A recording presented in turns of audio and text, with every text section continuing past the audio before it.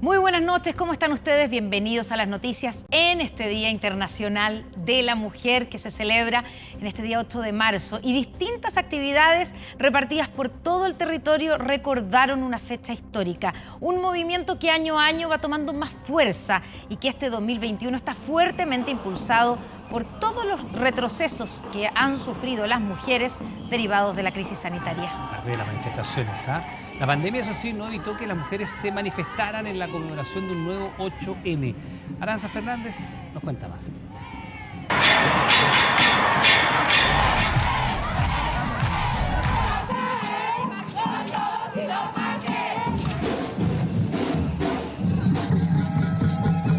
A pesar de la pandemia, la desigualdad de género y la violencia contra la mujer movilizó a miles de ellas a lo largo del país a conmemorar este día marchando por los derechos que todavía faltan y por las mujeres que ya no están. El movimiento feminista apareció en las calles del país con mascarilla y todo, y a lo largo de esta jornada distintas intervenciones y mensajes se tomaron el espacio público para reivindicar nuestro valor como mujeres. Es 8 de marzo y por eso estamos en las calles para desplegar la huelga general feminista, una huelga que se está desplegando a nivel nacional en todos los territorios plurinacionales desde diversas organizaciones feministas y de disidencias, porque venimos a transformarlo todo.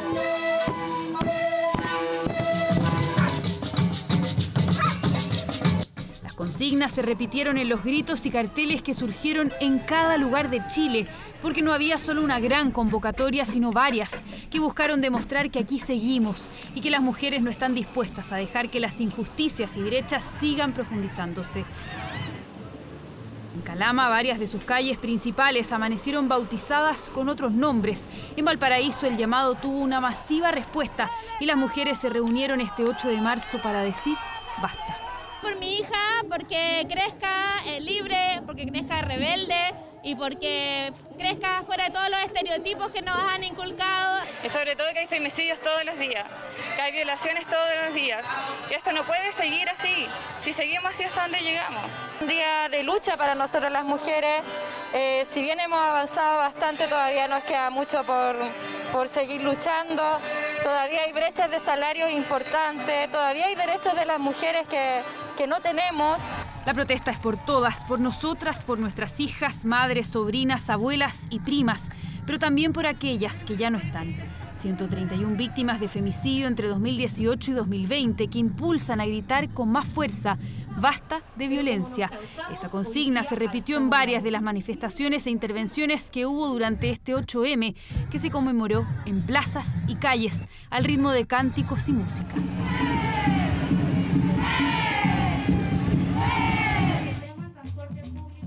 Una conmemoración que tuvo un prólogo este domingo con una intervención del colectivo Las Tesis. Presentaron en la comuna de Renca su nueva performance La Resistencia, la última creación de las autoras de Un violador en tu camino, que busca reivindicar el derecho a una vida libre de violencia. La calle es peligrosa. Mi casa es peligrosa. La yuta es peligrosa.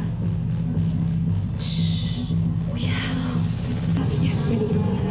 Shh, cuidado, la matan. La calle es peligrosa, mi casa es peligrosa, la yuta es peligrosa. Esta performance nace a partir de la necesidad de recuperar de cierta manera el espacio público desde el colectivo, a recuperar también el derecho a aparecer y también a luchar por una vía libre de violencia. De ahí el nombre Resistencia. Diversas manifestaciones de este 8M 2021 que no alcanzaron a nublarse con algunos incidentes. A eso de las 5 de la tarde, un grupo minoritario de personas se infiltró entre quienes se habían reunido en Plaza Baquedano. Repentinamente aparecieron e intentaron derribar la estatua con herramientas en mano.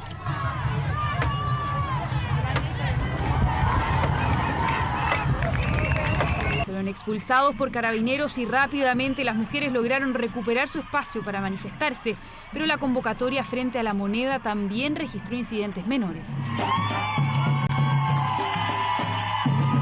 Y aunque había dudas de cómo podía resultar este Día Internacional de las Mujeres debido a la crisis sanitaria, el feminismo se hizo presente de todas maneras. Hubo silencio este 8 de marzo y miles salieron a pedir que seamos escuchadas y respetadas, que avancemos en esos derechos en los que todavía no logramos igualdad.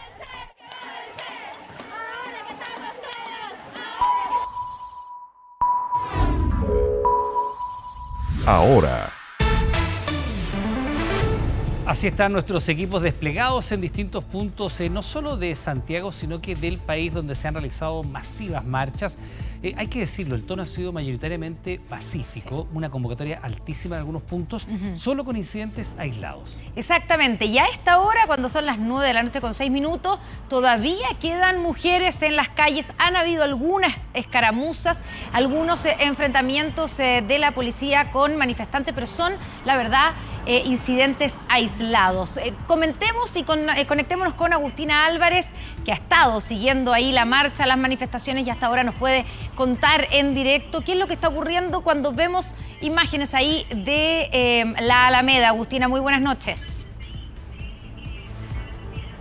Con Iván, muy buenas noches, ¿cómo están? Lo cierto es que, claro, fueron concentraciones masivas, pacíficas, hay que destacarlo durante toda esta jornada, no solamente en la Alameda, sino que en diferentes plazas centrales que se llevaron estas diferentes concentraciones, en Puente Alto, en Maipú, en Estación Central, San Joaquín, etcétera. Un sinfín de concentraciones que se realizaron durante toda esta jornada para conmemorar un día tan importante como es el 8 de marzo. Pero ustedes bien lo decían, hay ciertos incidentes aislados que tenemos que lamentar.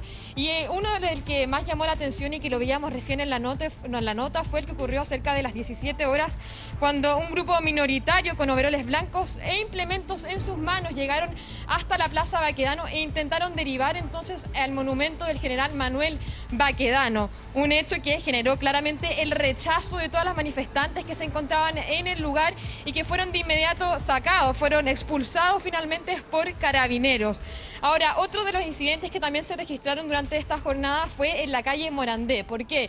Para poner en contexto, la marcha que tenía planificada avanzar desde el metro El Salvador tenía que llegar hasta el metro Los Héroes. Sin embargo, en Morandé, precisamente perímetro que linda con el Palacio de la Moneda, estaba cerrado por un alto contingente policial.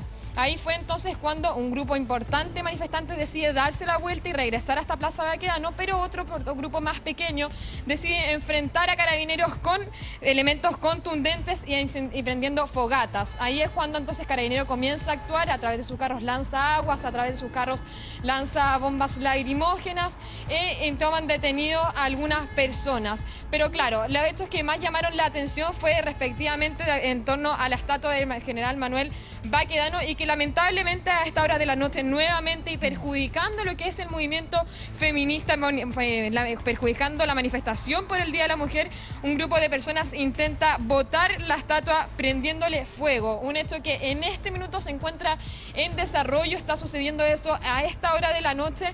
Nos imaginamos que va a llegar fuerzas especiales para también intentar, carabineros, para intentar solucionar y de alguna forma sacar a estas personas que están realizando estos incidentes, porque precisamente yo les comentaba, son hechos aislados que las personas los manifestantes que se encuentran en el lugar están en desacuerdo y piden de inmediato que sean sacados, evacuadas esas personas del lugar. Agustina, muy breve, estamos viendo imágenes de este intento de quema nuevamente del monumento del general Baquedano, y lo conversábamos en la tarde. La presencia masculina, ¿cómo ha sido recibida por parte de las mujeres en estas manifestaciones? Lo cierto es que esta es una manifestación femenina, por ende la presencia masculina no es que sea mal recibida, pero no es tampoco bienvenida. Lo cierto es que las mujeres acá se buscan parar solas frente a esta manifestación, y de hecho me atrevo a decir que con larga jornada que yo estaba mirando acá esta manifestación, son varios de los hombres los que han venido a provocar desorden hasta este lugar. Las mujeres han estado manifestándose de manera pacífica durante toda esta jornada, y son los hombres quienes vienen un poco a desordenar el ambiente tranquilo que se ha llevado desarrollando. Bien, pues Agustina, muchas gracias. Buenas noches.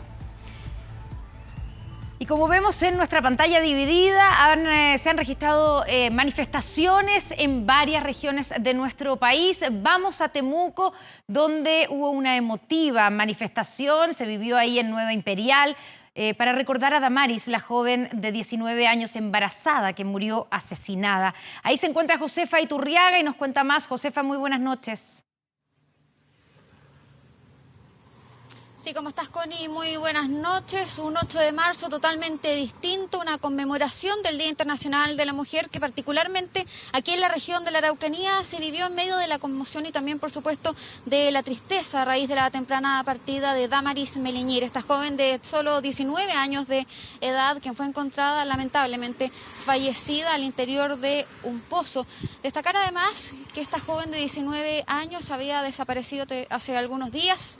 Su familia realizó una intensa búsqueda hasta finalmente dar con su paradero. Es por ello entonces que varias mujeres, también niños, familias completas, salieron hoy en Nueva Imperial a marchar para exigir justicia por la muerte de esta joven de 19 años y para que por supuesto no quede impune, para que la persona que hoy está detenida cumpliendo esta prisión preventiva en la cárcel de Valdivia pague y de la peor forma, según dijeron sus cercanos, con cadena perpetua, que nunca más pueda salir a la calle un hombre de estas características a cometer este tipo de crímenes. Conversamos precisamente con algunos cercanos de Damaris, quienes fueron parte de esta manifestación totalmente pacífica que se vivió por las calles de Nueva Imperial. Revisemos. A pedir justicia por ella, que el que hizo el daño pague y que no lo dejen libre como todos los que han hecho el mismo error que matar a una niña inocente. Están pasando cosas muy feas y especialmente con las mujeres, pero todo esto pasa porque no hay una justicia dura. Los jueces no condenan a la gente, por ejemplo, a los asesinos, como tienen que ser. Una manifestación de carácter familiar, la misma tónica de lo que se repitió en distintas regiones de nuestro país. De sur a norte y de norte a sur fueron miles las que salieron a las calles a marchar en Copiapó, en La Serena, en Illapel, también en Concepción y en Punta Arenas. Manifestaciones totalmente pacíficas donde familias completas salieron a la calle, según lo que dijeron, no a celebrar, sino a conmemorar este Día Internacional de la Mujer, a exigir se cumplan nuestros derechos como mujeres y a exigir también igualdad de condiciones en todo ámbito. En el ámbito, por ejemplo, laboral fue una de las temáticas que más se repitió a lo largo de todo el país, donde, como estamos viendo en imágenes, se vivió este Día de la Mujer en gran parte de nuestro país, en gran parte del territorio nacional, de manera totalmente pacífica. En Temuco, contarles además que, como estamos en cuarentena, alcanzaron a avanzar solamente algunos metros las manifestantes cuando fueron dispersadas por personal de control de orden público, resultando 7 personas detenidas a esta hora de la noche. El panorama a lo largo de distintas regiones de nuestro país en este Día Internacional de la Mujer. Josefa Iturriaga, muy buenas noches. Bueno, veíamos imágenes de Viña del Mar, Concepción, Punta Arenas, en fin. El retiro del 10% reveló una dura realidad. El 46% de las mujeres no convive con el padre de sus hijos y de ellas, fíjese, hay unas 500.000 que enfrentan solas la crianza. Bueno, para hacer justicia a eso, a ese punto, al financiamiento, el gobierno envió al Parlamento un proyecto de ley que facilita el pago de pensiones. Verónica Moscoso nos tiene los detalles. Cuando la mayoría de los chilenos recibió hace meses el 20% de sus fondos de AFP, aún hay madres que hacen fila en los tribunales de familia para recibir el primer 10% del padre de sus hijos. Todavía no me pagan nada y me debe como 11 millones de pesos ya el papá de mi hijo. Personalmente me siento súper vulnerada porque el papá de mi hijo durante un año aproximadamente nunca pagó la pensión. Teniendo trabajo, como se ha cambiado hartas veces de trabajo, entonces no le he podido hacer la retención judicial. Un problema más común de lo que uno imagina. En Chile, el 46% de las mujeres no convive con el padre de sus hijos y de ellas, 2/3 no recibe un peso y debe enfrentar sola la crianza. Para terminar con esta injusticia, el gobierno anunció un proyecto de ley que crea un registro nacional de deudores. El proyecto de ley que hoy presentamos al Congreso tiene como objetivo central facilitar el pago de estas pensiones de alimentos y hacerle muy difícil la vida a los padres que quieran seguir evadiendo estas obligaciones. En el Registro Nacional de Deudores de Alimentos quedarán inscritas todas las personas que deban 3 cuotas continuas o 5 discontinuas. establece varias sanciones. Se les retendrá un porcentaje de los créditos hipotecarios o de consumo que soliciten alguna institución financiera. Se les retendrá su devolución de impuestos, se les impedirá sacar su licencia de conducir y su pasaporte, se les retendrá cualquier indemnización recibida por término de relación laboral, se les descontará de sus boletas a los trabajadores honorarios las cuotas a pagar durante el mes. Y no solo eso, también si compra o vende un auto o una casa, se le retendrá un porcentaje del precio. Si están empleados en la administración pública o si son contratados, para que parte de su sueldo vaya a pagar la deuda o se les retenga para pagar la pensión mensual. Una medida que fue valorada por mujeres a las que históricamente les adeudan la pensión de sus hijos. Es ponerse en el lugar de las mujeres, porque nosotras llevamos la batuta. Yo digo, tienen que sí o sí responder por sus hijos, sea de la forma que sea. O sea, está buena la medida que tomaron. Ojalá que se cumpla así y no duerma en el Congreso, es la idea, pues. La medida que permita avanzar en un tema y que gravita negativamente a las mujeres fundamentalmente, dado el no pago o esta cultura de no pagar las pensiones de alimentos, bienvenida. De las 620.000 causas de familia al año, un tercio son de alimentos. Se estima que entre 300.000 a 500.000 personas aún mantienen su deuda pendiente. Menos del 80% cumple condena por la irresponsabilidad frente a sus propios hijos, una deuda que buscan comenzar a saldar. Y atención con lo siguiente, porque Valparaíso, Coquimbo y La Serena son parte de las 23 comunas que retroceden desde este jueves a cuarentena y que se sumarán a los 3,5 millones de chilenos que ya están en fase 1. Es decir, 1 de cada 5 personas estará en confinamiento total. Claudio Arévalo nos cuenta más.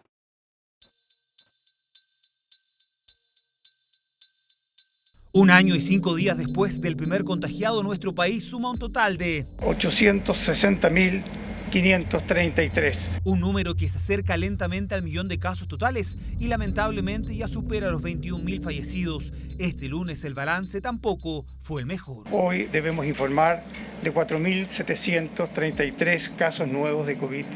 Otros 86 personas que han perdido la vida en las últimas horas. Así, en esta primera semana de marzo hay un promedio de 4.300 contagiados diarios, siendo el pic los 5.331 enfermos por COVID el viernes 5. Cifras al alza que lamentablemente contrastan con el número de camas UCI disponibles. Solo este lunes hay consideradas 166 a nivel nacional, la segunda cifra más baja en este mes. En este momento tenemos la gran mayoría de Chile en un pic, en una gran carga viral, lo cual complica también las cosas porque desde el punto de vista sanitario no podemos mover pacientes hacia ningún lado, digamos. Tenemos que hacernos cargo donde están a medida que vayan pasando los días. Sabemos que el mayor porcentaje de brotes son intradomiciliarios. Un 88% nos contagiamos en la casa, en las reuniones sociales, con la familia. Un llamado de atención de la autoridad sanitaria que también trajo medidas. Retroceden a cuarentena. 23 comunas en total retrocederán esta semana a cuarentena y se suman a las casi 3,5 millones de personas con esta restricción, lo que significará que desde este jueves 1 de cada 5 chilenos estará en confinamiento total. Entre otras, retroceden al paso 1 La Serena con 505 casos activos y Coquimbo con 406. Lo que necesitamos es reducir de manera importante la movilidad para poder reducir los contagios y darle un respiro a la red asistencial que está sobrepasada en este momento. Gente muy irresponsable. No podemos echarle la culpa a nadie más.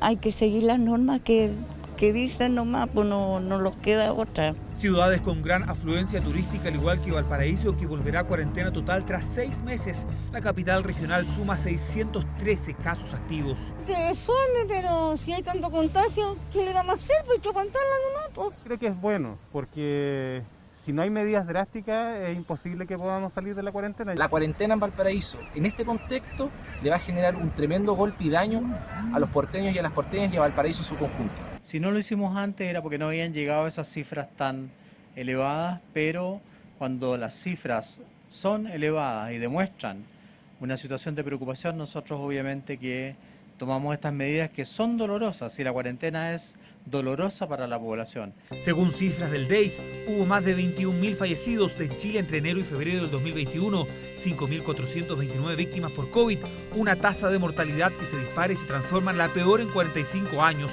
Cifras críticas que merecen medidas extremas. Una de ellas, endurecer los testeos a pasajeros que vengan de Brasil, donde la variante P1 se ha propagado peligrosamente, una mutación más contagiosa en un país que solo este domingo contabilizó 1.054 muertos. Todos los pasajeros que ingresen de Brasil, que hayan estado en Brasil en los últimos 14 días, van a tener que ir trasladados a una residencia sanitaria, hacerse un examen PCR. Si el PCR sale positivo, esas personas deben realizar su aislamiento en la residencia sanitaria.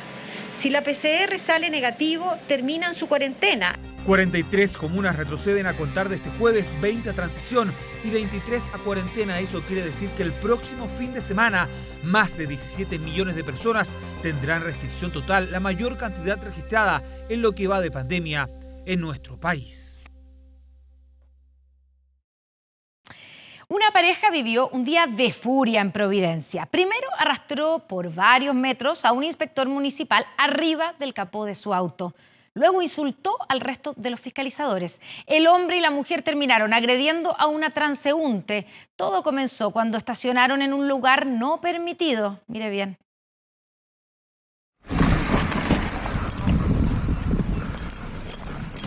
Caballero, pare, por favor. Pare, por favor, está atropellando un compañero. Está atropellando un compañero. La pareja a bordo del auto estaba descontrolada.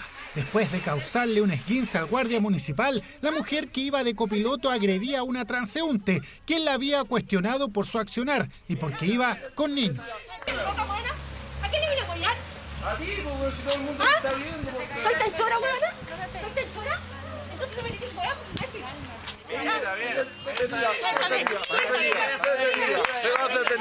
Te vas detenida. Los inspectores intentaban retenerla a la espera de carabineros, pero ella despotricaba contra ellos con intensidad. Cálmelo. Tiene que me suelte. Suéltame. El hombre de azul, conductor del auto, lograba persuadir a los funcionarios municipales para que su acompañante se fuera. Mientras ellos le pedían calma, una testigo denunciaba el acto irracional que habían cometido solo un par de minutos antes.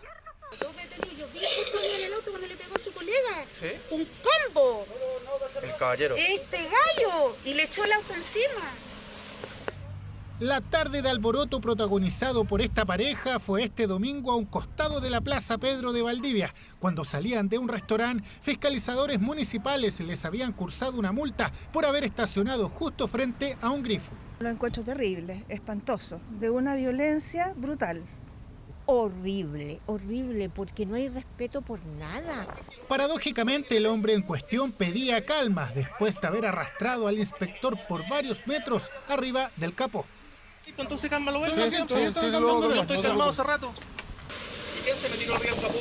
Porque pasaste por arriba. ¿Quién se me tiró arriba del capó? Ahora eres una víctima. ¿Quién se me tiró arriba del capó? Una víctima. Pero si a ustedes les gusta apoyar también, si les gusta, si esta weá lo hace sentir bien.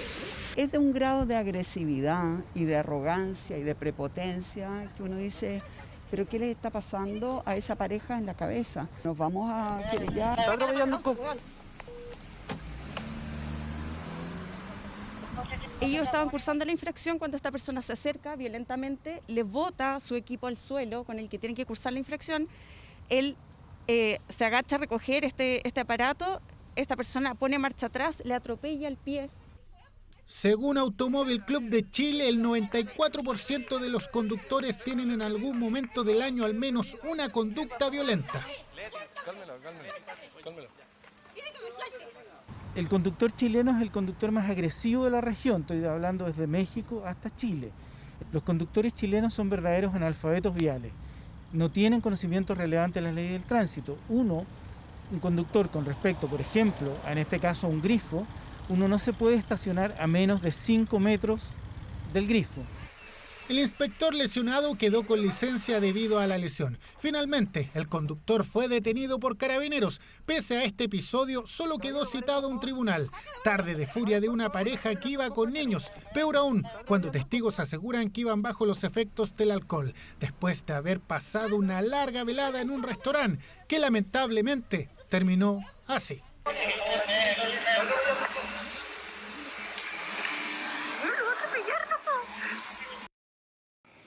Diversas peticiones de renuncia al comandante en jefe del Ejército provocó el comunicado de la institución, que calificó de cobardes, desadaptados y antichilenos a los responsables del atentado incendiario en contra del monumento al general Baquedano.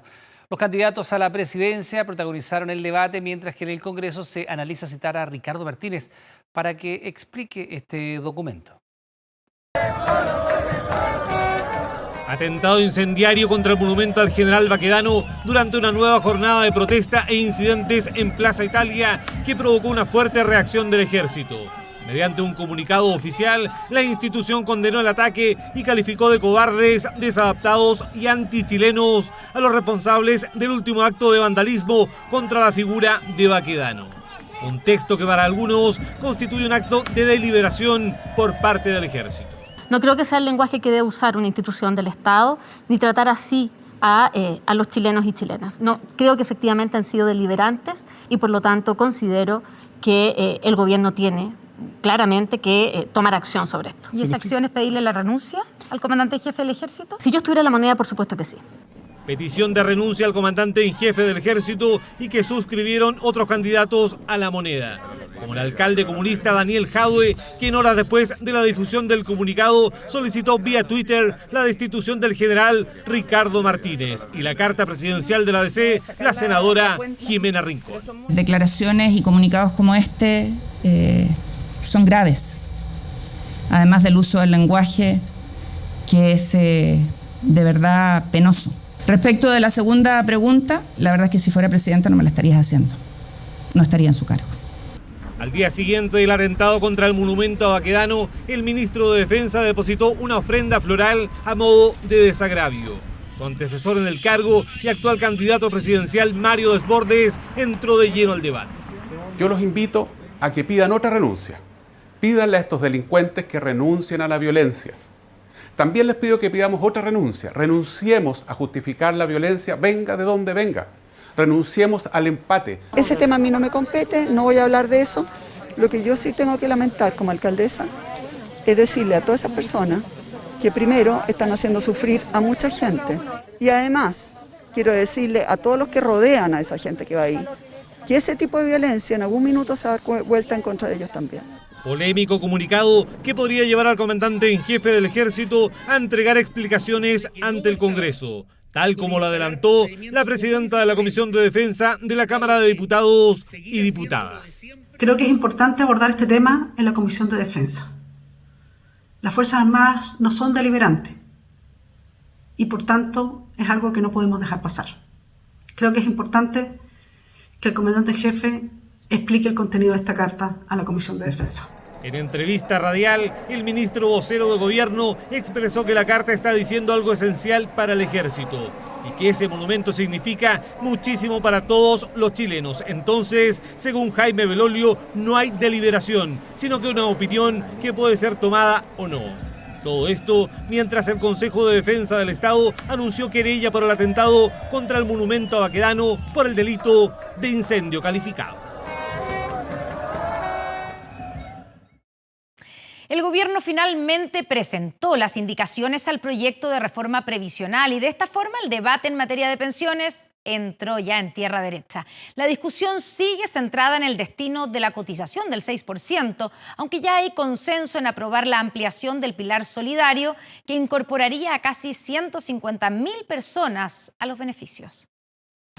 Mejorar las actuales y futuras pensiones es el objetivo que gobierno y oposición comparten, pero aún no hay acuerdo en cómo hacerlo.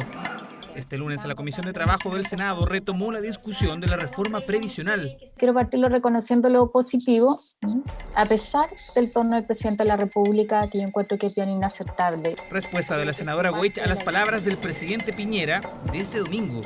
Yo realmente no puedo creer que el Congreso, no preste su apoyo, mejorando el proyecto.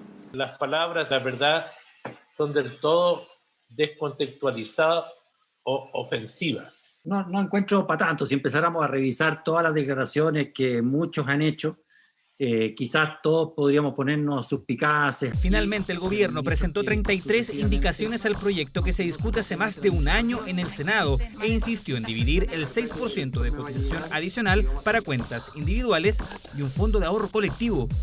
Ampliar la cobertura del Pilar Solidario es la propuesta que hasta ahora concentra el mayor consenso, tanto que incluso la oposición pidió votarlo por separado para que se apruebe a la brevedad. Discutámoslo de inmediato y tratemos de que estos beneficios se entreguen de inmediato. Es imprescindible que el Pilar Solidario se mantenga y lo otro sea incremental. Y si es menos lo que se incrementa, digámoslo así. Y aunque el Ejecutivo no se refirió a esa posibilidad, desde Hacienda detallaron que el proyecto total está financiado y en caso de ser aprobado rápido, los recursos están. Si lo despacháramos relativamente rápido, podríamos estar disponibles para los pagos a partir ya de mayo en adelante, si ese fuera el caso. Ya la pelota está en la cancha, tenemos nosotros que tratar de resolver estos nudos que son importantes pero que son pocos. Indicaciones con las que el gobierno busca destrabar el debate, uno que estará cruzado también por la posibilidad de un tercer retiro. Este tercer retiro vaya tomando fuerza política y social y ojalá pronto podamos decir que sea viable. La Moneda ya anunció que recurrirá al Tribunal Constitucional y en Estado Nacional el ministro de Hacienda aseguró que trabajan en mecanismos para llevar más recursos a las familias. Anunciamos la extensión del IFE, ¿no es cierto?, para marzo y abril. Eso no estaba considerado antes, nos dimos cuenta que la situación lo meritaba y si es necesario hacer más cosas, lo vamos a hacer en este gobierno y lo vamos a hacer pronto. La discusión por los cambios al sistema de pensiones entró en tierra derecha y en un año decisivo. Acusaciones de racismo, pensamientos suicidas y llamadas ignoradas. La esperada entrevista de Oprah Winfrey al príncipe Harry y la duquesa Meghan tuvo de todo y complica a la monarquía británica. Anwar Farran nos cuenta todos los detalles.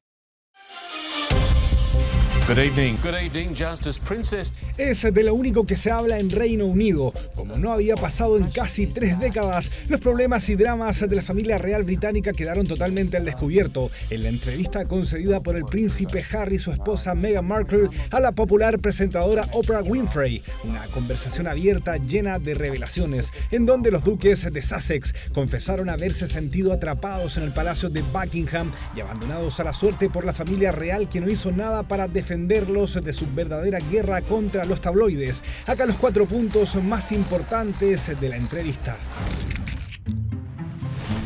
En una de sus frases más explosivas, la ex actriz con raíces afroamericanas insinúa que se le negó a su hijo el título de príncipe por motivos racistas, aunque Harry insistió que sus abuelos no tienen nada que ver con eso. So we have in tandem the conversation of he won't be given security, he's not going to be given a title. And also concerns and conversations about how dark his skin might be when he's born. What? Ellos, sin embargo, se negaron a decir quién estuvo detrás de estos comentarios. En la primera entrevista concedida por los duques desde que se mudaron el año pasado a California, aparece quizás la revelación más impactante. Meghan incluso contó que la embargaron pensamientos suicidas debido a lo mal que lo estaba pasando en su vida como miembro de la realeza. I just didn't want to be alive anymore. And that was a very clear and real and frightening constant thought. En las calles de Londres, los periódicos y los propios británicos reaccionaron a estas revelaciones. Es muy útil que Harry y Meghan estén hablando de salud mental. Significa que por muy privilegiados que sean, por muy ricos que sean, cualquier persona puede verse afectada por este tema de la salud mental. No sé de qué se está quejando. Si la trataron mal, debería haberse quedado aquí y luchar por sus derechos. Pero se olvidó de que el príncipe Harry pertenece aquí. Debería haber permanecido acá con él. Harry también se refirió a los problemas que ha tenido con su familia por su decisión de dejar Londres. Incluso dijo que su papá no le contestaba el teléfono el año pasado en plena crisis y que se ha distanciado de su hermano William. Meghan también recordó que la duquesa Kate, esposa de William, la hizo llorar en una ocasión. Prince Harry, raised in a palace, in a life of privilege, literally a prince, how you were trapped. Trapped within the system, like the rest of my family are. My father and my brother, they are trapped. They don't get to leave. And I have huge compassion for that. Y también hubo revelaciones. La pareja no solamente contó que en realidad se casó 3 días antes del matrimonio de mayo de 2018 en el castillo de Windsor, sino que también reveló el género de su descendiente que viene en camino. It's a girl. You're gonna have a daughter.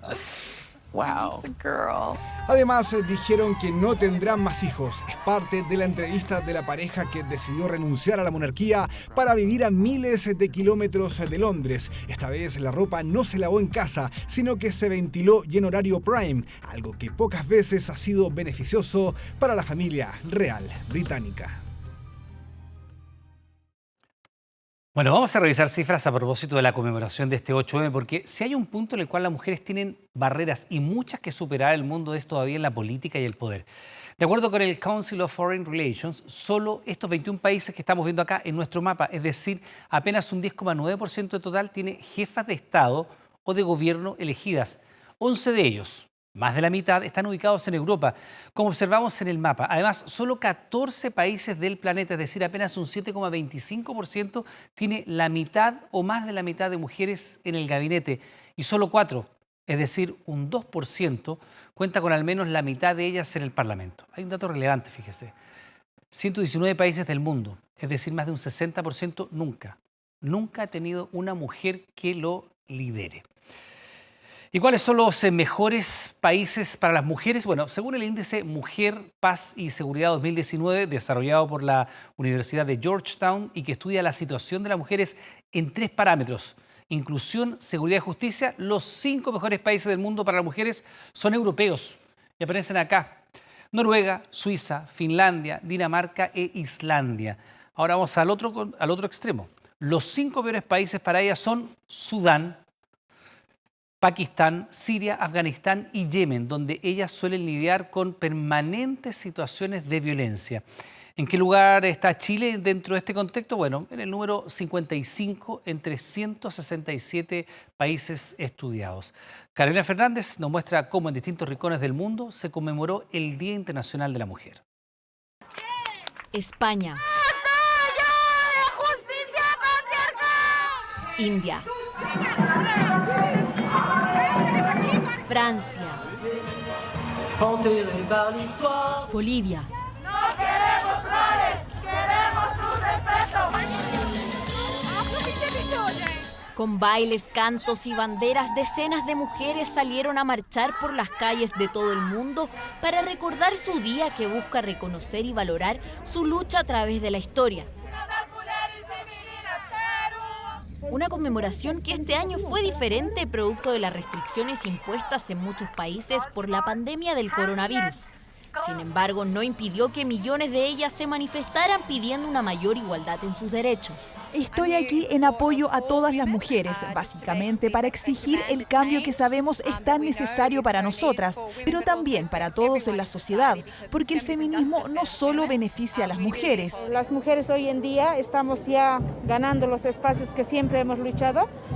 En muchos casos, las pancartas y carteles se convirtieron en un grito de socorro para alertar al mundo sobre las principales amenazas y desigualdades que sufren las mujeres en nuestros días y que se ha profundizado con la crisis sanitaria.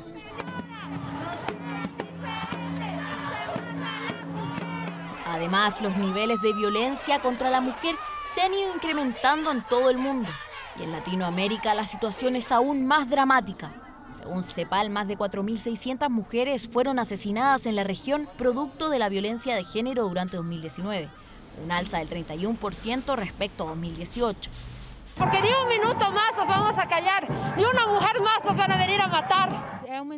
La violencia intrafamiliar ha aumentado de forma alarmante y el número de femicidios es un indicador importante en este sentido. Estamos luchando porque pues, nos están matando. Pero detrás de cada cifra alarmante hay vidas que desaparecen, nombres que se vuelven banderas en las calles y familias que quedan destrozadas. Un nuevo 8 de marzo que, a pesar de las restricciones por la pandemia, se conmemoró con millones de mujeres que día a día luchan por una sociedad más igualitaria. Y en un tema donde las mujeres en nuestro país estamos realmente mal es en el mundo laboral. Chile es el país de la OCDE que más ha retrocedido en indicadores laborales femeninos. De las naciones, de las 33 naciones que forman este grupo, el de la OCDE, nuestro país ocupa el número 31, solo arriba de Corea y México. Además, según el análisis de Women in Work de la consultora PricewaterhouseCoopers, las mujeres representan en nuestro país un 10% del mercado laboral, 4 veces menos que Nueva Zelanda, por nombrar un ejemplo. Con esta cifra estamos sobre México, que tiene un 9%, y sobre Hungría, con un 7%. Según datos oficiales, Chile ha perdido 900.000 empleos femeninos el último año, a lo que se suma una amplia brecha salarial que ya existía antes de la pandemia y una mala compatibilidad entre trabajo y maternidad, lo que ha quedado aún más en evidencia tras este año de crisis sanitaria. El SARS-CoV-2 no solo ha infectado a más de 860.000 personas en Chile, además atacó al empleo femenino. Si en enero de 2020 la participación laboral de las mujeres alcanzaba un máximo histórico de 53,3%, según datos del INE hoy alcanza solo un 46%. Una crisis sanitaria que ha dejado sin empleo a casi 900.000 mujeres como Carolina Villa, quien debió cerrar su jardín infantil en Los Ángeles y vio en las ventas de maquillaje y carteras una opción para subsistir. De repente pasa esto de la pandemia, se cierran las puertas, de un día a otro se cerró el 16 de marzo y ahí quedé. Los primeros meses, mira, fueron tan tristes que no los recuerdo, no sé, se me pasaron como... no tengo recuerdo. Las mujeres han sido sin duda las principales afectadas laboralmente por la pandemia del COVID-19. Durante el año 2020 retrocedimos más de una década en participación laboral femenina. Empleo femenino que ya presenta una serie de desventajas. Una de ellas, la brecha salarial, es de un 27% y a eso se le suma la carga laboral. El 25% de las mujeres asegura que trabajó más durante la pandemia y solo el 12% de los hombres dice haber vivido la misma situación. Afectado a la familia, totalmente. ¿Sí? ¿Por qué? Por un tema de trabajo, porque he quedado sin trabajo. Yo estoy sola con mi hija, así que en mi caso ha sido difícil. Yo trabajo, estudio, soy de la tercera edad, mujer, hacer todo en la casa y sola. Una causa importante es la ausencia de corresponsabilidad. En nuestro país, las labores domésticas y labores de cuidado, no solo de hijos menores, sino que también de adultos mayores y personas enfermas, son realizadas principalmente por mujeres. Ausencia de corresponsabilidad que ha obligado a muchas mujeres a tener que optar entre la maternidad y el trabajo. Los trabajos hoy en día no son compatibles con la maternidad porque los horarios no son compatibles y reales con los horarios que tenemos las mamás en el día a día. Algo muy típico, que el hijo se enferma. Y siempre hay que pedir permiso con mentira, como con algún engaño, como no, es que tengo que hacer, no sé qué, voy y vuelvo. En ese sentido, claro que es castigador. Sofía y Dominique dejaron sus empleos para poder enfocarse en la crianza de sus hijas, mujeres que han tenido que elegir entre ser madres y traer un sueldo fijo a hogares que dependen de ellas. Realmente sentía que no podía compatibilizar el levantarme a las 6 de la mañana, así como a empezar mi día, salir de la casa y no volver hasta las 6, 7 de la tarde, 8 de la tarde para llegar, bañar a mi hija y acostarla y no verla en todo el día. Para mí no era compatible, como de mi 100% de vida, mis hijas iban a tener como el mínimo y por eso decido dejar el trabajo. Lo preocupante es que el 32,9% de las mujeres desocupadas declaran no estar buscando empleo por razones de cuidados permanentes o temporales. Una realidad que pone urgencia a las políticas públicas que fomenten la reinserción femenina al mercado laboral para recuperar la década perdida a causa de la crisis sanitaria. Y seguimos revisando las cifras que dan cuenta de la realidad de la mujer. Fíjese que el 42% de los hogares en Chile son liderados por mujeres. Una cifra que en los últimos 25 años además ha ido al aumento. Las mujeres jefas de hogar en 1990 alcanzaban el 20%. En 2021 vemos cómo se ha duplicado precisamente este número. Y no solo eso, 1 de cada 2 hogares liderados por mujeres son hogares monoparentales, donde no hay cónyuge o pareja. Toda la carga familiar recae sobre los hombros de las madres que luchan a diario para sacar adelante a sus hijos, a su familia. Y no solo por eso, mujeres como ellas, como estas mujeres, han jugado un papel clave en esta pandemia y en la crisis económica que ha enfrentado el país. Según un estudio de la Fundación Colunga, 7 de cada 10 proyectos sociales fueron liderados por mujeres. Testimonios de lucha, esfuerzo y resiliencia en la nota de Juan Carlos Alarcón. El cibercomunitario surge de una necesidad social. Cuando se vive en situación de toma es muy complejo poder acceder a redes sociales. Cada sesión es como un poco relatar lo que está pasando en cada una de nosotras. En la pandemia el tema del agua nos afectó considerablemente porque todas las familias nos tuvimos que quedar viviendo en nuestras casas. En uno de los años más duros, en pandemia y con miles de temores a los que se han enfrentado los chilenos, fueron ellas, las mujeres, quienes salieron en ayuda, en ollas comunes, repartiendo alimentos, como cuidadoras de adultos mayores y de niños, como líderes, lo pensaron y sin dudarlo lo hicieron. Yo estoy pendiente para el vehículo allá afuera, aunque sea un ratito, pero ya como que se olvida tantos problemas uno. La Fundación Colunga desde 2012 articula esta ayuda. Este año 1.500 millones fueron destinados a 40.000 beneficiarios. Durante la pandemia hay una encuesta del Ministerio de Desarrollo Social que muestra que los hogares con jefatura mujer fueron por lejos los hogares más afectados. Y pese a aquello, son las mujeres quienes comandaron la ayuda, la comida y los comedores sociales, siempre con una sonrisa. Que uno ayuda a gente que realmente lo necesita, a las mujeres solas. Así como nosotros empezamos haciendo pan para nuestros vecinos en la calle, yo creo que cualquier persona que tenga su chispa puede salir adelante. Cocinando para otros, gestionando proyectos de agua potable, de salud mental, son tantas las áreas en que la mujer ha jugado un rol vital en la pandemia. El 73% de quienes lideran estos proyectos son mujeres. 3 de cada 4 dirigentes sociales también lo son y casi el 70% de las cuidadoras. De este rol importante de la mujer de salir en ayuda de sus vecinos, de sus comunidades, de los niños, niñas y también de los adultos mayores. La comida está hecha con amor, porque las tías yo las conozco, yo sé que ellas cocinan bien. Comprar un pollo sale caro. Yo hace rato que no compro pollo, yo fideos con carne molida nomás. Y aunque las cifras y los hechos las sitúan como las que comandan la ayuda, hay una cifra que las castiga. Han sido ellas las que han sufrido la violencia por el encierro y pese a ello decidieron aportar. Eso hizo que ellas donaran sus vidas. Donando sus vidas sin tener nada en sus bolsillos, se entregaron a sí mismos y muchas murieron en el contexto de vulnerabilidad, cocinando a fuego, sin recursos, partiendo su pan, compartiéndolo con sus vecinas. Conocemos de mujeres que trabajaron y murieron en el mismo ejercicio. Y esas historias no se cuentan. Tenemos varias mamás que han sacado solas a sus hijos adelante. Como mujer crece uno misma. Me siento realizada como mujer y toda mujer puede. Imagínese por un instante llevar un hogar sola o muchas veces haber vivido violencia intrafamiliar y aún así tener la valentía para ayudar a otros. En la pandemia más dura que recuerde Chile han sido estos rostros y estas manos las encargadas de liderar proyectos. Las mujeres son las que en medio del dolor han dado esperanza y solución. 131, 151 y 7.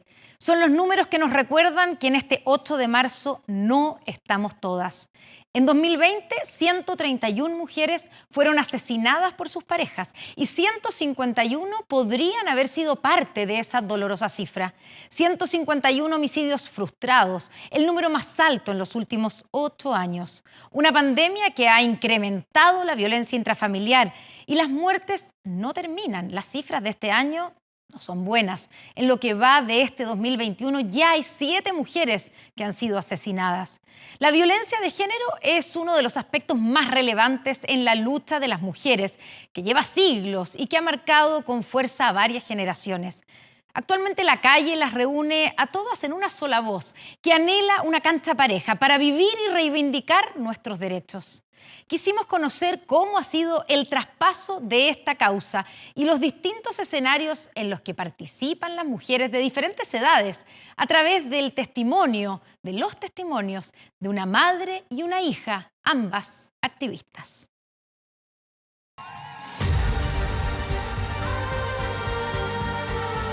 El feminismo está lleno de gente empática, de gente generosa que quiere no solo para una, sino para el resto. El feminismo surge porque hay un dolor individual, pero que sabemos que es un dolor compartido con otras mujeres.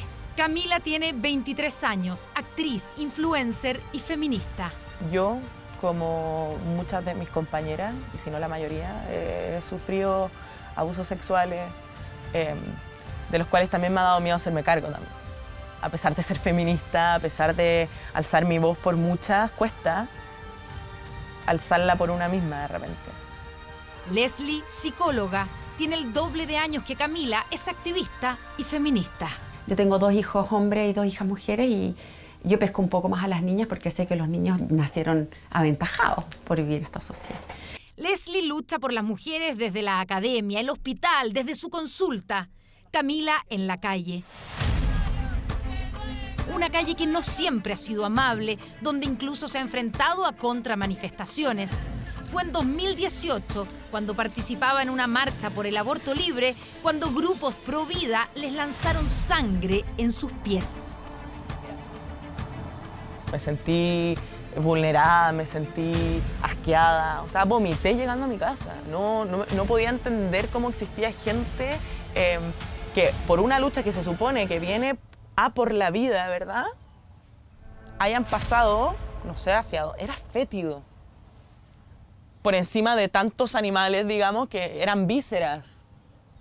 ¿Cachai? O sea, ¿de qué estamos hablando? Entonces creo que se contradice en exceso esto de por la vida, pero por la muerte a la vez. Pero nada la detuvo. En junio de ese año, Camila y su colectivo La Voz Quebrada se pintaron una mano roja tapando sus bocas en una marcha contra el acoso y el abuso sexual. Una imagen que dio la vuelta al mundo. Una mano roja en la boca que representa la represión, el silencio obligado, ¿verdad?, impuesto hacia las mujeres. Y ahí no solamente causó impacto en las compañeras, sino además en los medios. Y es ahí donde nos toman, ¿verdad?, y la imagen de la colectiva da vuelta al mundo. Salimos hoy, de hecho, hay un mural con mi rostro, con la mano, en Mallorca. Hace un año marcharon juntas por la Alameda, tomadas de la mano, en una unión que va más allá de la causa feminista. Leslie y Camila son madre e hija.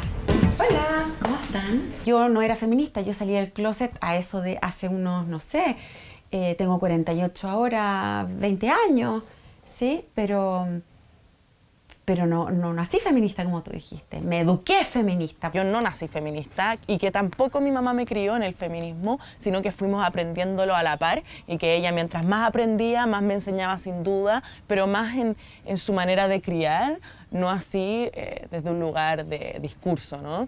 Pero esta historia comienza una década antes, cuando Leslie lleva a Camila a su primera marcha. E ir viendo cómo al comienzo eran 2 mujeres, 3 mujeres, 5 mujeres, y empezó a agarrar un vuelo tremendo, donde al final en el frontis del Museo de Bellas Artes hubo una tetada. Tenían menos de 10 años y la bandera de lucha de esta madre era el postnatal de 6 meses. La lucha de mi mamá comienza a a sociabilizarse, a hacerse público a través de Twitter, cuando mi hermano nace, ¿verdad? Y ella sube una foto a Facebook.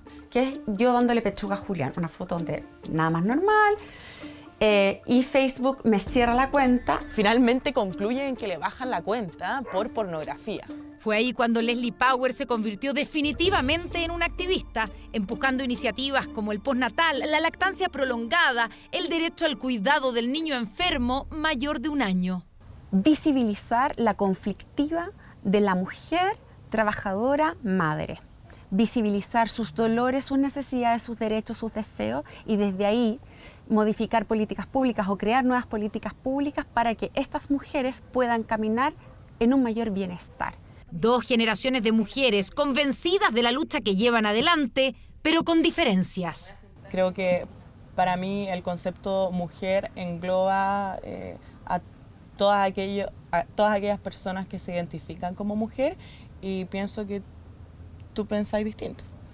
Yo pienso que el objetivo del feminismo es la mujer.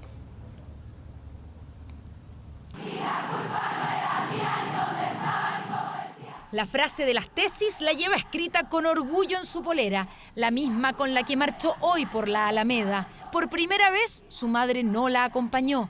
La pandemia la obligó a quedarse en casa. Falta mucho, falta que las mujeres estemos en los lugares de poder para poder ser escuchadas. Lo que no se habla no existe. Y creo que la lucha más cercana, o que a mí me parece fundamental, ¿verdad?, de conseguir, es un aborto libre y seguro, para que la mujer pueda ser dueña de una vez por todas de su propia vida, de su propio cuerpo. Queda muchísimo. Si lo que hemos conseguido son pocas cosas. Connie, tenemos voto. ¿Qué? Fuimos a estudiar, pero seguimos siendo oprimidas tremendamente, en el amplio sentido de la palabra.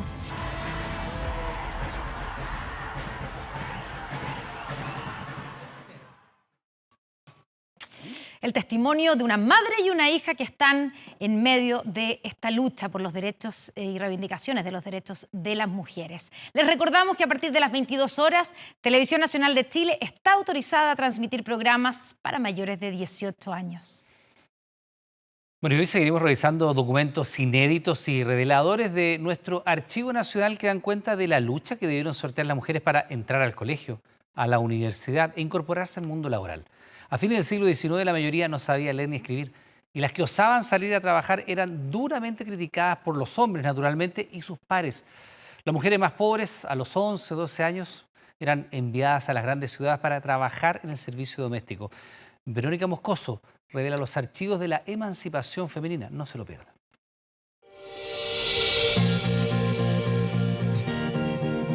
A comienzos del siglo XX, la mayoría de los chilenos no sabe leer ni escribir. Fui la única del curso. La única del curso. Son 120 alumnos y de esos 120 ingresamos 6 a la universidad. El 70% vive en el campo y muchos no han salido nunca del límite del fondo en el que trabajan. Por primera vez, las mujeres comienzan a emigrar a las grandes ciudades. Me vino una pensión a Santiago.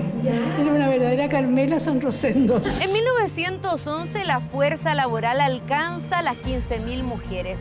O sea, es como si solo las alumnas de 15 colegios trabajaran.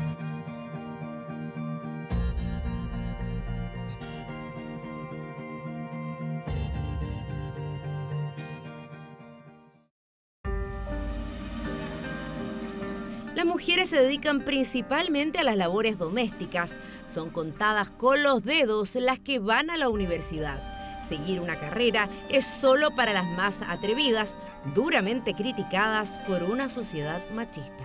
En aquella época las mujeres se casaban, éramos muy poquitos los que nosotros seguíamos a la universidad, muy pocos. Las que estudiaron fue contra o rebelándose contra toda esa situación de menoscabo de sus derechos. Recién a fines del siglo XIX se crean los primeros colegios femeninos. Paulatinamente las mujeres más ricas y de las grandes ciudades estudian. ¿Qué pasa con las otras? Mujeres pobres que generalmente tenían que trabajar, pero en trabajos súper sencillos como lavanderas o ir a las casas a emplearse como nanas, cosas así. pero trabajos remunerados, profesionales, llamémoslo así, eran muy poquitas las que habían estudiado.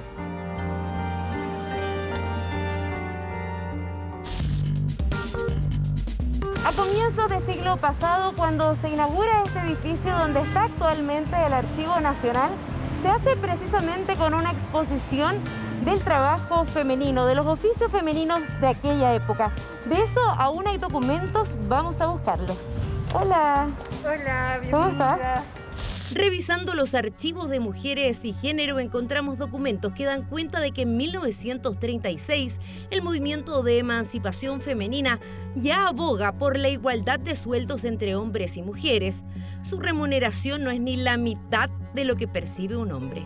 Cuando hablamos de 1935 estamos hablando como de la primera generación de mujeres que lograron terminar sus estudios, que eran enfermeras, algunas médicas, abogadas, ingenieras. Carreras como ingeniería era un imposible. Pero contaditas con los dedos de las manos. No, si había una. Ya. Doña Justicia Espada Acuña. Una. En paralelo, las mujeres de menores recursos, las desamparadas, las viudas, las que emigran del campo, se van incorporando al trabajo sin terminar el colegio. Y también las manos había que ponerlas con las reglas de verano. Rosa, nacida en 1941, empieza a trabajar a los 15 años, tenía 11 hermanos. Mi papá lo que ganaba también a veces no era lo suficiente como para todo, digamos. Y yo como trabajaba también cooperaba. Los oficios más recurrentes: telefonistas, la industria textil, modistas, lavanderas, servicio doméstico y funcionarias públicas. ¿Cómo consigues tu primer empleo? Trabajé en Fadilana, que se llamaba. Se hilaba la lana, se hacían los conos, todas esas cosas. Ahí duré como 3, 4 años. El trabajo a Rosa le dura hasta que se casa a los 20 años. Quedé embarazada y todo eso. No quise que trabajara más, pero y yo trabajaba, o sea, en verdad yo ganaba más que él. ¿Ya? ¿Y él se enojaba? No, y después me dijo, no trabajé más. Era mal visto que un hombre tuviera a la mujer fuera de la casa trabajando. Mal visto. Mal visto. O que un hombre se hiciera cargo de los niños, por ejemplo. Eran cosas, los roles masculino y femenino estaban súper separados. Encontramos este documento escrito en 1945 para el 10º aniversario del movimiento pro emancipación de las mujeres de Chile. Hay 5 puntos que ellas destacan como grandes aspiraciones. Protección de la madre y la defensa de la niñez, el mejoramiento del estándar de la vida de la mujer que trabaja, la capacidad política y civil de la mujer, la elevación cultural de la mujer y educación del niño, y la defensa del régimen democrático y de la paz. También están sus logros. El reconocimiento de la Ley 6020 a la empleada particular con un sueldo mínimo igual al del hombre. La dictación de un decreto que declara artículo de primera necesidad a los alimentos artificiales para las guaguas. La supresión en el proyecto de ley orgánica de correos y telégrafos de las disposiciones que prescribían de las vacantes que se produzcan solo un 20% podrá ser ocupado por personal femenino y que para el ingreso del personal femenino se requiere que las postulantes sean solteras o viudas. Aparte de las mujeres pobres que estaban sonadas y ya te contaba un poco lo que pasaba, cuando la mujer era de clase media y por ejemplo quedaba viuda, lo terrible era que el resto de la gente le tenía en el fondo pena porque pasaban realmente muchas pellejerías con sus familias, con sus hijos, porque tenían que salir a trabajar, los hijos quedaban los más grandes cuidando a los más chicos y con muy pocos recursos en realidad como arreglárselo. Y hay unas historias terribles respecto de eso. El censo de la industria manufacturera y el comercio de 1928 da cuenta de que la fuerza industrial femenina es de 17.199. En esta época comienzan a insertarse en un comercio que comienza a modernizarse, ¿no? Comienzan a instalarse las grandes tiendas por departamento que hoy día conocemos, se instalan en Chile en esa época y las mujeres trabajan allí como vendedoras, con todo el revuelo que eso causó. Teresa hoy tiene 75 años, a los 11 su padre muere y se ve la obligación de salir a trabajar para alimentar a sus 6 hermanos más chicos. Tenía una tía que ella trabajaba en una casa particular, entonces ella me pedía que le vaya a ayudar con los niños. Entonces mi mamá quería y no quería y me daba permiso igual. Claro que era poquito lo que yo podía llevar a la casa. Como muchos en aquellos años, emigra del campo a la ciudad. En la adolescencia la mandan en tren desde Valdivia a Santiago a trabajar a una casa particular puertas adentro en busca de mejores oportunidades. Con lo que yo ganaba acá, yo lo mandaba para Valdivia para que mis hermanos tengan educación y para que ellos tengan lo que yo no tuve. Claro que a veces da pena, da tristeza, porque uno se cría lejos de la familia, no se cría con los hermanos. Entonces yo iba a veces una vez al año, me quedaba en Santiago mejor, para poder mandar esa platita para allá, para que a ellos les sirva mejor. Entonces esto de tener y tener hijos, finalmente la mujer que no tenía con quién alimentarlo, se lo daba, por ejemplo, a la mamá de ella, a la abuela, o a una tía en el campo, estas famosas madrinas que al final criaban un montón de chiquillos que quedaban un poco guachos, digamos, sin padre, sin madre, en el campo ahí solos, porque por lo menos les daban de comer. O sea, casi era un acto de amor el entregárselos a otra persona. Y ahí surgen las primeras trabajadoras de casa particular en el fondo. Sí, claro, muchas de ellas tenían además que emplearse. Claro, y muchas de ellas tienen que emplearse para poder mantener, pasarle plata a todas estas personas que están criándole los hijos, ¿no? Muchas señoras tenían hijos porque es que mi marido quiere. Y si no decía, es que Dios me los da. Entonces, digamos que habían tantos niños que no había para todo. En este sentido, el trabajo atribuido hegemónicamente a las mujeres y comienza a pensarse en un trabajo como también un espacio de desarrollo e incluso de emancipación para las mujeres. Y ahí el MEMCH tiene un papel súper importante. La educación no fue prioridad hasta los años 60. Teresa nunca puso un pie en el colegio, es analfabeta. Colegio no tuve, pasaba por la puerta del colegio, pero me daba miedo de entrar al colegio porque antes, cuando uno no aprendía luego, la ponían de rodillas encima de un cajón con piedra y la ponían así a la muralla. Entonces yo no aprendí. A firmar me enseñaron mis patrones. Varias de ellas sufrieron malos tratos de parte de sus profesores en las salas de clases. Ella se ponía el dedo acá, así, y le pegaba aquí, casi le sacaba la cabeza a uno con los combos. Así. Y la regla. Te hacían poner las manos y te pegaban ahí con la regla. Y lo ponían así, como decía la señora, hacia la pared. Sí, ella se ponían en cucurucho y le ponían el burro aquí. Las revistas en aquel tiempo publican reportajes con los valores familiares establecidos por la clase alta. La mujer debía ser un ejemplo de virtud. La mayoría tiene su primer hijo antes de los 20 años. En los 30 las mujeres tenían una cantidad de hijos impresionantes. Las familias eran compuestas de más de 3 hijos. 11, 12, hasta 16. Claro. Fuimos 11 hermanos. 11 hermanos. Sí. Mi papá trabajaba, mi mamá no, porque fuimos 11. María Teresa Palau va a la universidad en 1945, por entonces vive en Valdivia y para rendir el bachillerato debe viajar a Temuco. El examen solo se toma en las ciudades principales. Es la única de su curso motivada por su madre.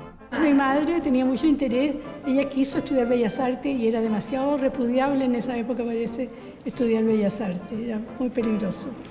Entonces ella en realidad, yo creo que ella sin querer me fue metiendo en la cabeza esta cosa de estudiar. Le gustaba pintar y dibujar, quería ser arquitecto. Fui feliz a la Católica, me faltaban papeles, me faltaba la recomendación del obispo, me pidieron la recomendación del obispo de Valdivia, en ese tiempo. Entonces, ¿qué hago ahora? ¿Qué se parece a esto? Arquitectura interior esta vez había empezado en la Universidad de Chile. Y fui a la Universidad de Chile y teníamos cursos mezclados con arquitectura y separados. Y estudié arquitectura interior, que ahora es diseño. No trabaja hasta el año 70, se dedica a la maternidad y cuando su marido queda sin empleo, ella sale al mundo laboral. Lo que sí que había muchas personas que habían hecho la universidad y que preferían quedarse en la casa y cuidar su familia y cuidar sus hijos. Pero los tiempos han cambiado. Le preguntamos a Rosa qué haría hoy si su marido le pidiera que se quede en casa. Diría yo no, ahora me mando yo. Yo lo mantengo. Claro. El Archivo Nacional de Mujeres y Género sigue recopilando información, documentos y objetos que dan fe de nuestra historia, de la inmensa lucha que han dado mujeres para poder lograr la igualdad.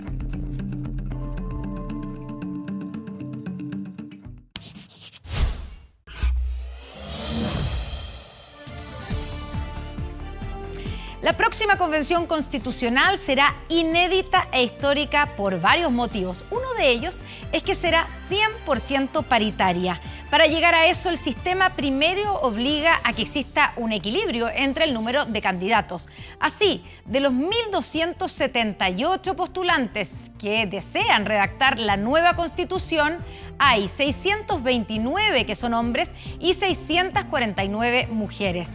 ¿Qué pasa tras la votación? Se realizará una corrección que permitirá la paridad. Con ella se asegurará que la instancia cuente con un 45 a un 55% de mujeres y hombres entre los 155 convencionales constituyentes.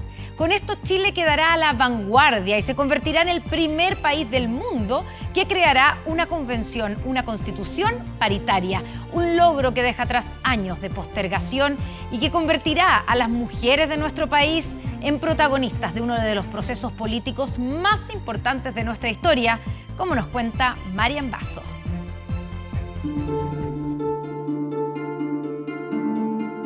La ley de elecciones de 1854 dictaminaba que no tenían derecho a voto las mujeres, ni los locos, ni los sirvientes domésticos. Discriminadas, relegadas, invisibilizadas. Solo en 1949 la sociedad determinó que una mujer podía escoger a un presidente de la República, lo que se concretó en 1952. El voto se obtuvo con la lucha de más de 20 años que sostuvieron las mujeres chilenas. Mujeres líderes que dijeron basta y que abrieron los caminos de la participación, lo que costó y demoró. Hitos significativos pero escasos. Desde el 51, cuando juró la primera diputada, debieron pasar 55 años para que una mujer alcanzara el cargo político más alto de nuestro país. ¿Prometéis desempeñar fielmente el cargo de presidente de la República? Sí, prometo. Si de hitos se trata, esta imagen refleja otro. Michelle Bachelet terciándose la banda por segunda vez, entregada ese año por la primera presidenta del Senado, Isabel Allende. A 7 años de ese momento, otro hito se suma a la historia, porque la letra femenina estará con mayúscula en la nueva Constitución. Una convención constitucional paritaria así lo asegura. La primera de este tipo en el mundo, un ejemplo de igualdad.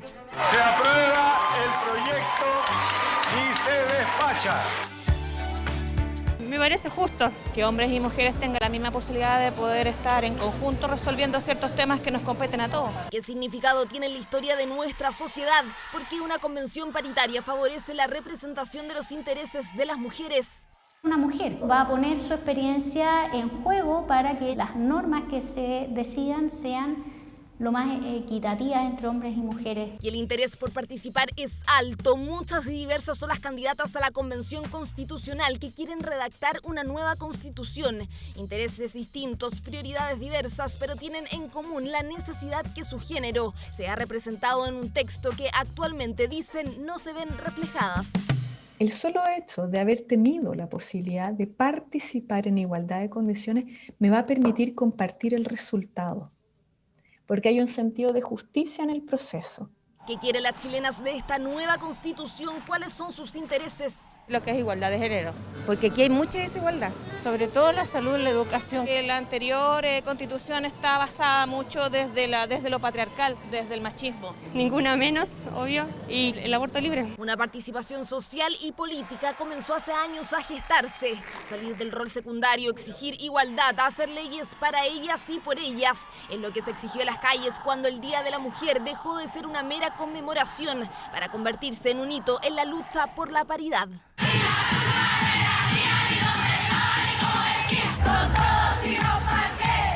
poder femenino que ahora tiene un camino institucional para plasmar los ideales, anhelos y expectativas de las mujeres actuales que en muchos casos representan las mismas luchas de aquellas que hace casi un siglo nos dieron voz a través del voto. Una constitución escrita por todos y por todas es el nuevo desafío de esta generación.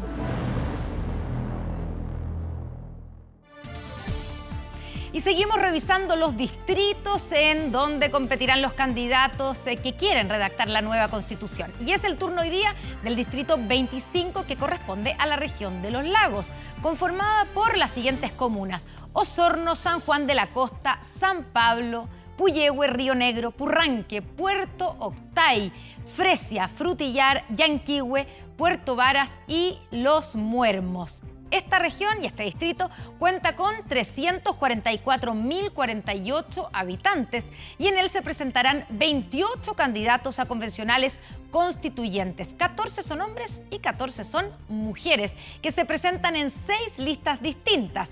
Estas son: Lista del Pueblo Transformando desde el Willy, Vamos por Chile, Lista del Apruebo, Apruebo Dignidad, Nuestras Voces e Independientes por la Nueva Constitución.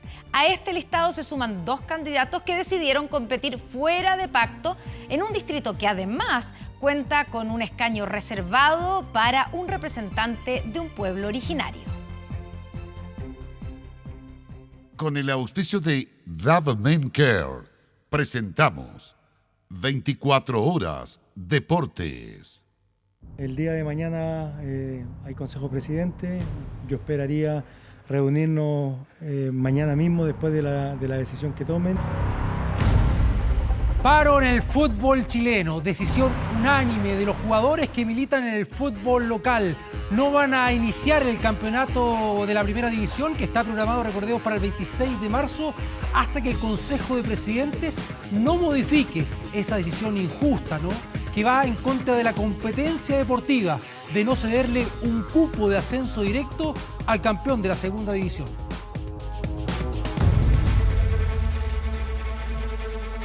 La decisión fue unánime. El directorio informa a la opinión pública que no comenzarán los torneos de la temporada 2021. Luego de una extensa reunión entre agremiados y el sindicato de jugadores, la decisión fue total. Los jugadores se van a paro hasta que la ANFP tome otra postura respecto de los ascensos en la segunda división profesional.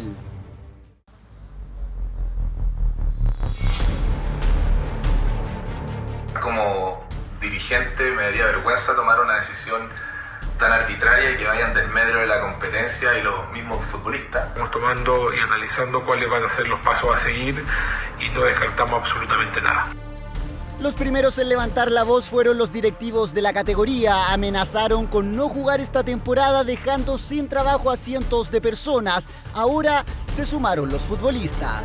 Por lo tanto, todo lo que venga de ahí en adelante va a ser única y exclusiva responsabilidad del Consejo Presidente. De esta forma, el campeonato que empezaría el 26 de marzo no se jugará, como tampoco la Supercopa entre Católica y Colo-Colo, el fútbol paralizado por una decisión tomada en la ANFP. La polémica medida de otorgar un medio cupo de ascenso a la segunda división profesional indignó a todos y hasta Arturo Vidal, propietario del Rodelindo Román, sacó la voz. El resto asegurados, cobardes, preocupados de sus bolsillos y dañando a los demás. Una vergüenza. Hoy día corren riesgo prácticamente 300 compañeros de la segunda profesional en quedar sin trabajo. El fútbol profesional paralizado. Los únicos que sí jugarán es la U, que debuta en Copa Libertadores. Este martes en Consejo de Presidentes se espera se revierta la situación. A ver, las respuestas en estos casos deberían ser inmediatas. De no ser así, la pelota no rodará hasta nuevo aviso. Se formó Azul Azul. Mis primeras declaraciones fueron que mi prioridad era tener un estadio para la U. Lo principal es que ya tenemos el terreno, tenemos el proyecto, está recibido por la municipalidad el anteproyecto, estamos trabajando los permisos, hay varios ya avanzados, por lo tanto creo que si seguimos en esta velocidad, el 2017 sería una muy buena fecha para inaugurar el estadio de la U. Declaraciones de Carlos Heller que quedarán para el recuerdo y en la mente de los hinchas de Universidad de Chile. Este lunes el empresario informó que aceptó la venta de la totalidad de sus acciones de Azul Azul. Se va sin poder cumplir su promesa de construir un estadio para la U. Dejar la U me produce un dolor inmenso, pero llegó el momento de dar un paso al costado, dijo Heller en un comunicado que vendió el 63,07% de acciones con las que controlaba a la concesionaria Azul. Los compradores corresponden a un fondo de inversión privado. En el mismo comunicado se aclaró que la compradora ha garantizado que los inversionistas están ajenos a la actividad de representación de jugadores y que no tienen participación en la propiedad ni dirección o representación de algún otro club del fútbol profesional chileno. Empieza marzo con ventaja con el Chile Dove Men Care Open del 8 al 14 de marzo. Dove Men Care, el cuidado y protección es para dentro y fuera de la cancha. Pero del fútbol italiano en la Serie A, cita para el único gol del partido. Salió Arturo Vidal en el minuto 53 y en el minuto 77 ingresó Alexis Sánchez en esta victoria. 6 puntos de ventaja le saca el Inter a su escolta al Milan. Y en el fútbol español hoy gran victoria del equipo de Manuel Pellegrini y el Betis, que perdía por 2-0 porque José Lu abría el marcador para el Alavés la visita y Edgar Méndez anotaba el 2-0. Pero en el minuto 61 de partido llegaría el descuento con el penal de Borja Iglesias. Minuto 81 llegaría el empate transitorio porque Joaquín ahí lograba el 2-2 con ese cabezazo. Y en el minuto 88 Borja Iglesias el 3-2, la victoria para el equipo de Manuel Pellegrini, que se mantiene en el 6º lugar de la tabla en la Liga Española. Con esta información, con esta imagen, pausa. Vuelve la información en 24 Horas Central. Buenas noches.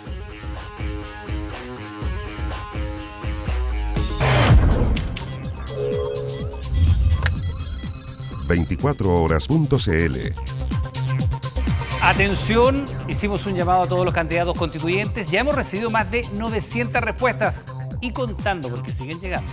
Son 1.278. A prepararse, son parte de nuestra plataforma que permite conocer sus propuestas para este proceso. Te invitamos, por supuesto, a que los revises. También te enteres de quienes buscan ser alcaldes y gobernadores. Como fácil, ingresando en 24horas.cl. Terminamos aquí las noticias en este día especial con unas felicitaciones a todas las mujeres, ¿cierto? Para todas las mujeres de nuestro país por este Día Internacional de la Mujer. Pero sigan TVN porque ahora viene precisamente Fuerza de Mujer, pues.